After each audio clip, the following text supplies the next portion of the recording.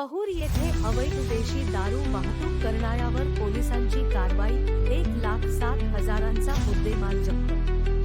गुप्त माहितीच्या आधारे जवळा पोलिसांनी पहूर येथे अवैधरित्या देशी दारूची वाहतूक करणाऱ्या एका इसमावर कारवाई करून 1,07,680 रुपयांचा मुद्देमाल जप्त केला। पोलिसांना दिनांक 29 मे 2024 रोजी माहिती मिळाली होती की एक व्यक्ती बोलगाव येथून मोपेडवर देशी दारूच्या पेट्या घेऊन पहूर तस्करी मार्गाने येत आहे। या माहितीच्या आधारे पोलीस उपनिरीक्षक रवींद्र जाधव, जमादार सतीश चौधर, पोलीस अंमलदार राम ढाकणे व विशाल जाधव यांनी खाजगी वाहनाने पहूर गावाबाहेरील रस्त्यावर सापळा रचला।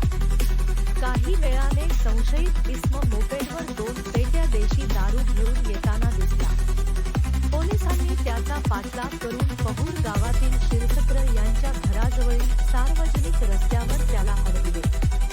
चौकशी दरम्यान त्याने आपले नाव कुणाल पांडुरंग कावळे, वय 41 वर्षे, रा पहूर, ताबजी यवतमाळ असे सांगितले।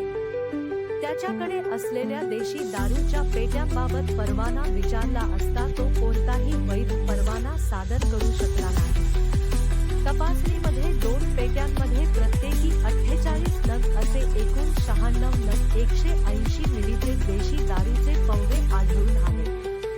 जप्त दारूची किंमत 7,680 रुपये असून वाहतुकीसाठी वापरण्यात आलेली TVS कंपनीची मोपेड अंदाजे 1,00,000 रुपये किमतीची आहे। 2 पंचांच्या उपस्थितीत जप्ती पंचनामा करून एकूण 1,07,680 रुपयांचा मुद्देमाल ताब्यात घेण्यात आला। सदर कारवाई पोलीस निरीक्षक निलेश सुरकर यांच्या मार्गदर्शनाखाली पोलीस उपनिरीक्षक रवींद्र जाधव, जमादार सतीश चौधर, रायटर राम ढाकणे व विशाल जाधव यांनी केली। अवैध मद्यवाहतुकी विरोधात जवळा पोलिसांची ही कारवाई परिसरात चर्चेचा विषय ठरत आहे।